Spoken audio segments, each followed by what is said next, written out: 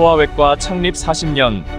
우리나라의 소아외과 발자취와 원로 회원님들로부터 숨겨진 이야기를 듣고 우리의 미래를 꿈꿔보자. 1924년 5월 2일자 경성일보의 광고에서 부인 소아외과라는 명칭을 처음 확인하였다.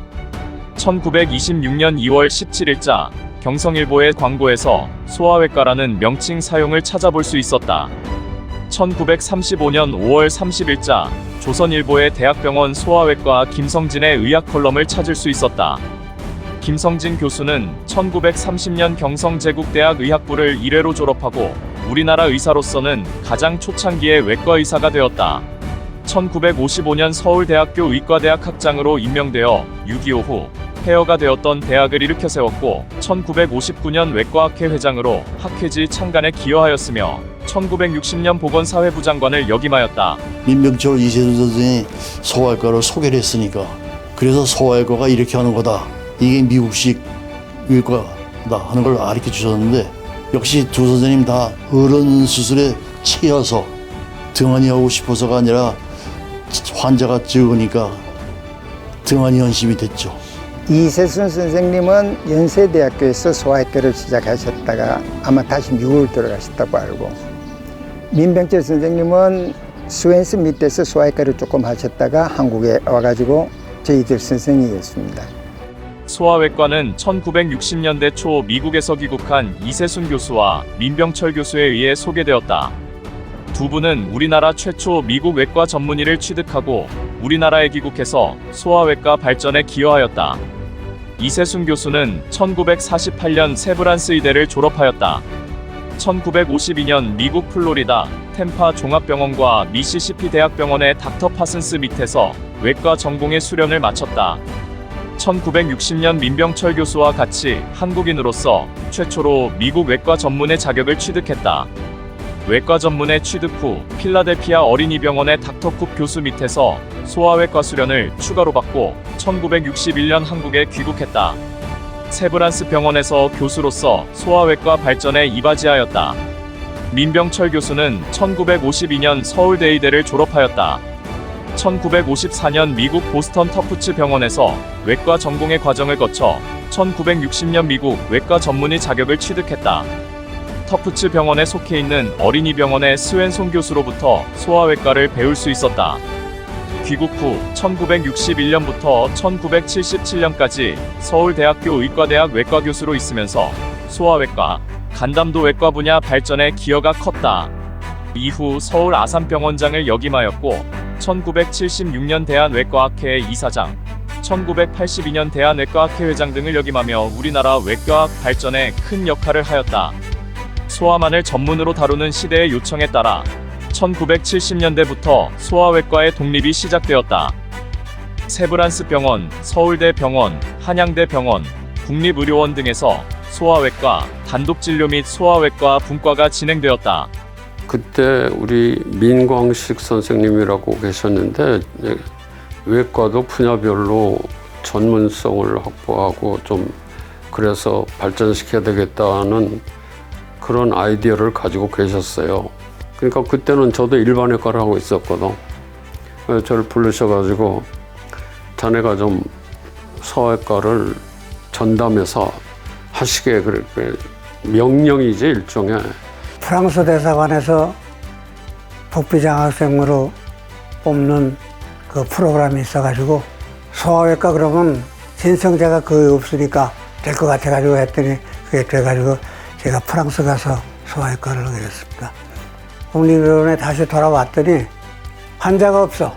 관은 생겼는데 환자가 없어가지고 고민을 하다가 이제 제가 그 소아아동병원이라고 하는 사립병원에 소아외과를 만들어가지고 거기서 이제 한 35년 재직을 했거든요.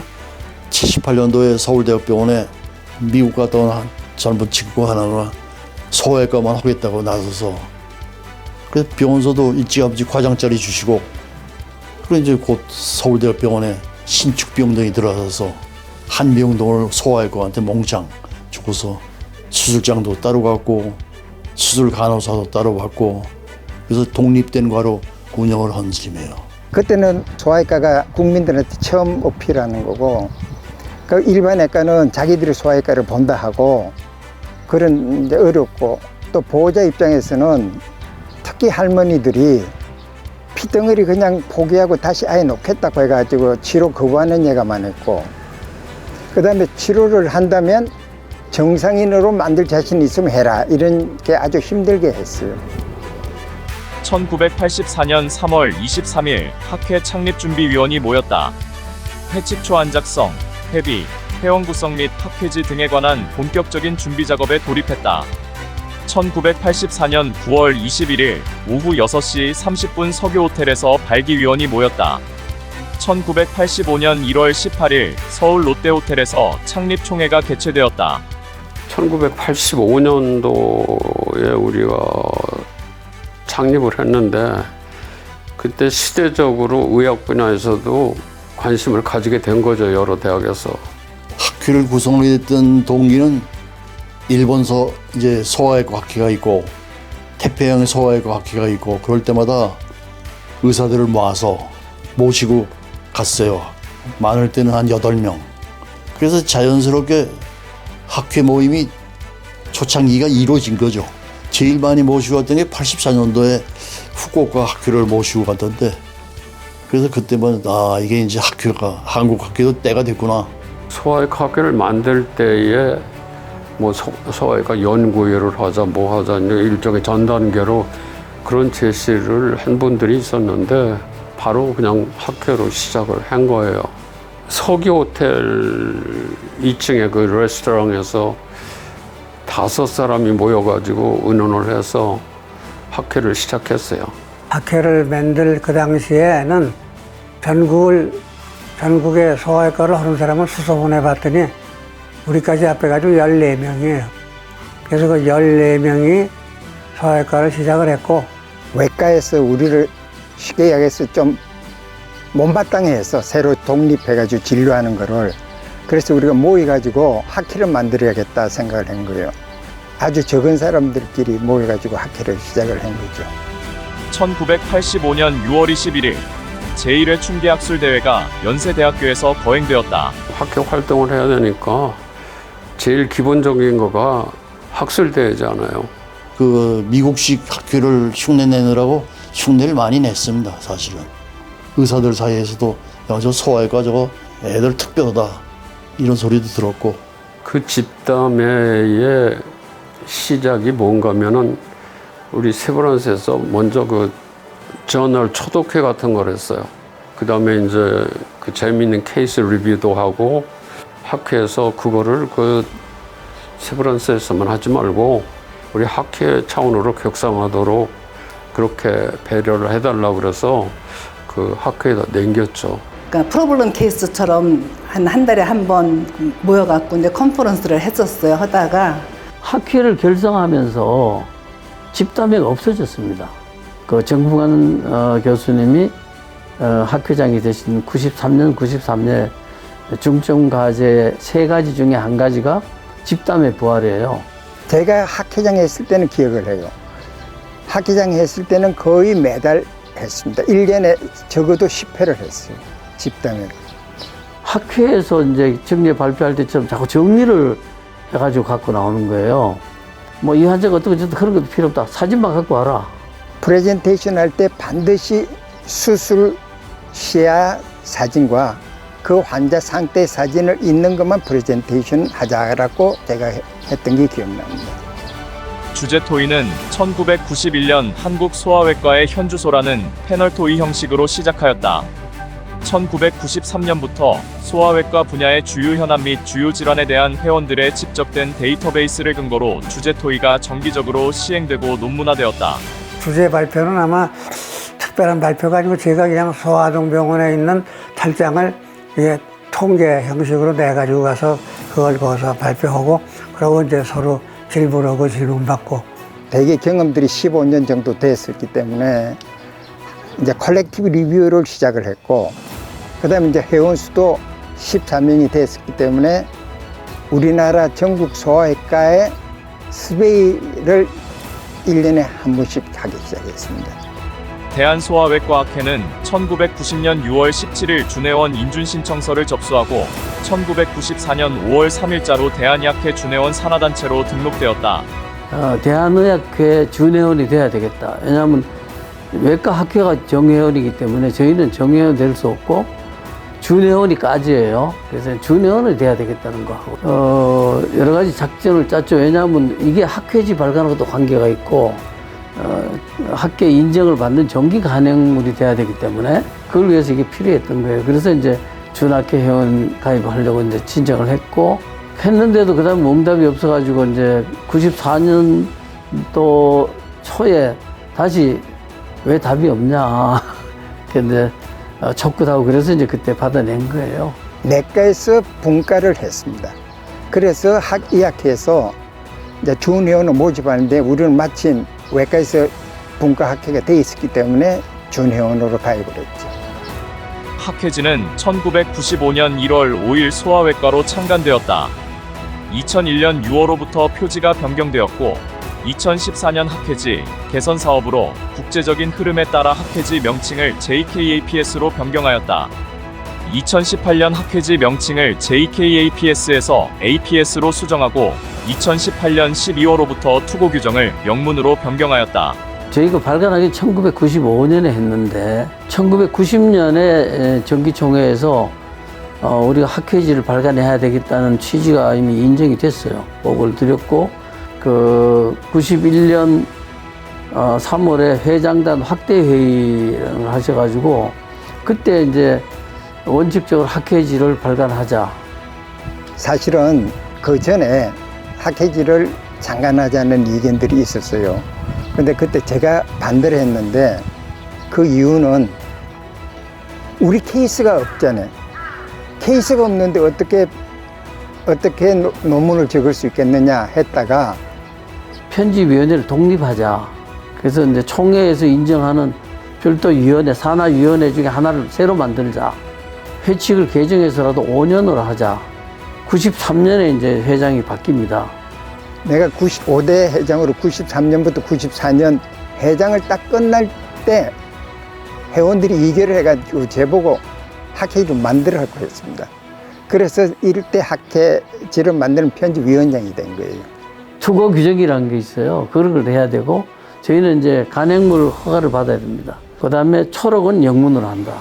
사실 제가 저를 가르치셨던 미국 마크로 교수한테 접촉을 해서 그렇게 해서 출간한 겁니다. 거기에서 이제 1권이 이제 95년에 나오게 된 겁니다. 1985년 창립총회 당시 정회원 14명으로 시작해서 1989년 신규 회원 심사 및 인준을 통해 정회원 13명을 추가하였다. 1991년부터 정회원을 추가하고 있고 1993년부터는 준회원 제도를 도입해서 1996년 10명의 첫 준회원이 인준되었다. 2024년 현재 정회원 82명, 준회원 82명으로 총회원 수는 164명이다. 제일 처음에 문제됐던 건 이제 정회원 문제예요. 정회원의 자격 심사 문제였거든요. 수련 기간, 수련 기관. 세 번째는 경험. 그래서 이제 저희가 유일하게 외과학회 내에서 아무 데도 없는 규정이 하나 있어요, 사회과에. 그게 뭐냐면은 경험 정례수예요. 소아외과 정례수가 1년에 200개가 있어야 되겠다, 이상. 근데 그 중에서 10% 이상은 신생아 수술해야 되겠다. 회원수가 적고 우리가 재정도 넉넉하지 않아서 보조금을 받으려고 학술진흥공사에 신청을 했습니다. 신청을 하니까 회원수가 200명 이상 돼야 보조해준다. 그래서 그게 안 돼서 참 아쉬웠습니다. 어려운 여건 속에서 국제학술대회 참가 및 개최를 통해 대한소아외과학회는 성장을 거듭하였다. 우리가 1980년대부터 국제학회 같은 데 많이 나갔어요. 회원들이 많이 나갔는데 일본 큐슈에서 태평양 소아외과학회에 그때 거의 10명 되는 회원들이 같이 참석했고 바로 이어서 일본의 그 센다이에서 빌리아리아트리즈 학회를 했어요. 그 카사이 교수가 있는 데니까 10명이 다 참석했던 기억이 나고요. 83년도인가에 태평양 소아외과 학회 회원이 됐는데 한국 분들을 몇 분 모시다가 같이 끼워서 태평양 소아외과 학회에 참가도 하고, 그리고 이제 그분들 다 본인들이 원하는 선생님들한테 연수를 보냈고. 국제학술 활동은 제일 먼저 그 1985년도에 한국에서 처음 소아외과 학회가 생겼죠. 그러고 나서 제일 먼저 하신 분이 그 서울대학의 김우기 교수님이세요. 제10회 아세아 소아외과 학회를 제가 서울서 개최를 했어요. 이제 한국에 할 때가 됐습니다. 그때가 한국에 할 때가 됐는데, 그래서 롯데호텔에서 그 10회 아세아 소아외과 학회를 했습니다. 황희여 교수님이 아시아 태평양 소아외과 학회를 우리나라에서 했고, 2004년도에 롯데호텔에서 제가 그때의 펩스 회장을 하면서 학술대회를 유치해서 나름대로 성대하게 했어요. 근데 그때 여건이 어려운 가운데서도 학술대회를 잘 치렀어요. 그 다음에 제가 이제 회장이 되고 난 후에 다시 아시아 소아외과 학회를 또 한 번 더 했습니다. 연세대학교에서. 그리고 우리가 끝난 다음에 제가 알기에는 태평양 학회를 한 번 더 해서 우리나라에서 총 4차례의 국제학회가 있었던 걸로 기억합니다.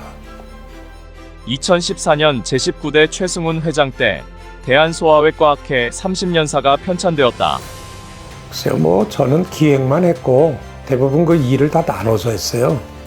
제가 알기에는 그때 한 30년사를 발간하면서 한 4천만 원 정도 들었는데, 그걸 전부 그 우리 소아외과 학회 회원들이 자발적으로 돈을 내주셔가지고 모금을 했습니다.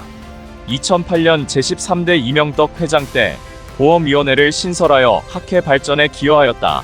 바로 지금 현실과 관계된 거예요. 지금 뭐 외과가 이제 3D과라고 뭐 지원도 잘 안 하고, 근데 그 중에서도 이제 소아외과는 이제 정려도 좀 적고 수가가 형편없었어요. 제가 빠지기 일해도 실적이 별로 안 나오는 거예요. 병원으로 봤을 때 돈 못 버는 사람들이잖아요. 제가 제 임기 때는 주로 이제 한 게 보험위원회를 따로 만들어 가지고 보험위원장이 이 분야에 좀 투자를 해서 작전을 좀 펴자. 그래서 따로 다른 위원회에서는 없는 별도 예산을 책정을 했어요. 한 학회에서 수가를 올리려면 다른 학회에서 양보를 해야 됐습니다. 근데 해보니까 뭐 어느 학회든지 양보하는 데가 한 군데도 없더라고요. 그 심사평가원 뭐 이런 데 사람들을 초대를 해서 저희들이 그런 얘기를 했어요. 수가가 왜 그렇게 정해졌냐 그랬더니 수술 시간을 가지고 그걸 경중을 따져가지고 돈을 줬기 때문에 소아외과 수술이 짧게 끝난다 이거죠. 제가 19대 회장을 하는 당시에 그 수가 체계에 커다란 변화가 있었어요. 그래서 수술비를 그 당시에 많이 올려줬죠. 그러고 난 다음에 가시적인 그거는 펠로들이 많이 늘었습니다. 그 이후에. 그래서 그게 아마 제가 기억나는 가장 큰 변화라고 생각합니다. 소아외과는 일반외과의 마지막 보루라고 얘기를 해요. 그저 계속해서 발전하고 잘해주시기를 바란다는 말밖에는 더 드릴 말씀이 없어요. 지금 회원들이 굉장히 사실 힘든 때입니다. 왜? 환자 수가 줄고 신생아 수도 줄고 부탁도 그거예요. 양쪽 다 하시되 생존해서 살아남으시라. 소아외과 창립 40주년을 진심으로 축하합니다. 40주년이다 그러니까 세월의 무상함을 또 느끼게 됩니다. 감사합니다. 진짜 훌륭한 의사가 되려면 환자가 우리의 선생입니다.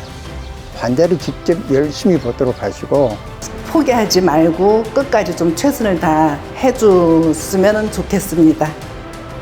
여러분 굉장히 어려운 상황에 있다는 걸 뭐 누구나 다 알고 있습니다. 여러분 이거 저희들이 현명하게 이제 헤쳐나가야 되고 절대로 포기할 수는 없는 겁니다. 다른 것보다도 제가 젊은 소아외과 의사로서 해야 될 일은 앞으로 이제 미래에 그동안 쌓아놓으신 전통을 기반으로 해서 적극적으로 열심히 해보도록 하겠습니다. 40년이라는 소중한 시간 동안 함께 해주신 소아외과 선배 회원분들의 열정이 지금 소아외과의 밑거름이 되었습니다. 어려운 여건에도 과거의 역사가 젊은 소아외과 회원분들에게 미래의 비전이 되기를 바랍니다. 대한 소아외과 학회